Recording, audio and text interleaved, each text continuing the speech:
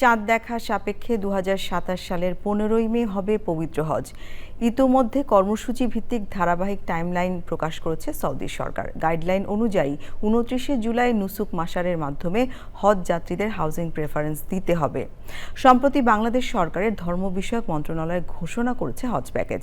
বিমান ভাড়া সহ বিভিন্ন ক্ষেত্রে বাংলাদেশ সরকার হজের খরচ কমালেও সৌদি সরকার জানিয়েছে সুষ্ঠু, আরামদায়ক ও স্বাচ্ছন্দ্যে ব্যবস্থাপনার স্বার্থে সৌদি পর্বে বিগত সময়ের তুলনায় বাড়বে খরচ। সৌদি আরব থেকে MY আলাউদ্দিনের প্রতিবেদন।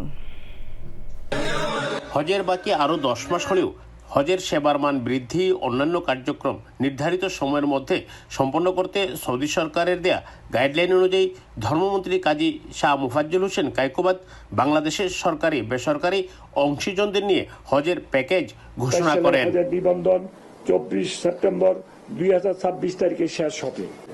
চাঁদ দেখা সাপেক্ষে 2027 সালের 8 এপ্রিল হজ ফ্লাইট শুরু হবে।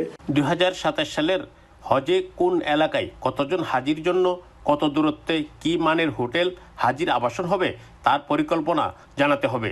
গাইডলাইন অনুযায়ী 29 জুলাই নুসুক মাসারের মাধ্যমে হজযাত্রীদের হাউজিং প্রিফারেন্স দিতে হবে সৌদি সরকারকে।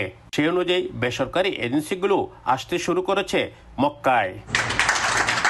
আলহামদুলিল্লাহ, আমরা এরই ধারাবাহিকতা 2027 সালের জন্য যাদেরকে আমরা মোয়াল্লিম বলি, ওনাদের সাথে স্টার ফ্লাইয়ের একটা এগ্রিমেন্ট হচ্ছে যেন আমরা সুস্থভাবে সুন্দরভাবে 2027 সালের হজটাকে পরিচালনা করতে পারি। সুষ্ঠু, আরামদায়ক ও স্বাচ্ছন্দ্যে হজ ব্যবস্থাপনার কথা বলছেন সৌদি সরকারের হজের সাথে সংশ্লিষ্টরা।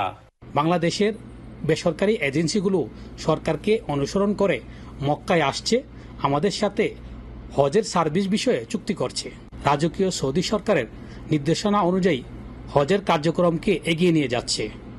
আপনারা জেনে থাকবেন, মহামান্য বাদশাহ ও ক্রাউন প্রিন্স মোহাম্মদ বিন সালমান হাজিদের নিরাপত্তা এবং স্বাচ্ছন্দ্যে হজের বিষয়ে বদ্ধপরিকর। বিশ্বের অন্যান্য দেশের মতো বাংলাদেশে আগাম হাজি সংগ্রহ ব্যবস্থা না থাকায় অনেকটা আন্দাজের উপর হাজির সংখ্যা জানাতে হচ্ছে সৌদি সরকারকে।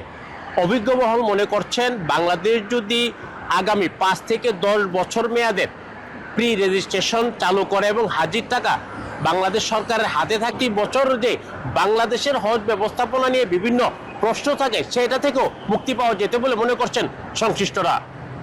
সৌদি আরবের পবিত্র মক্কা থেকে MY আলাউদ্দিন, চ্যানেল আই।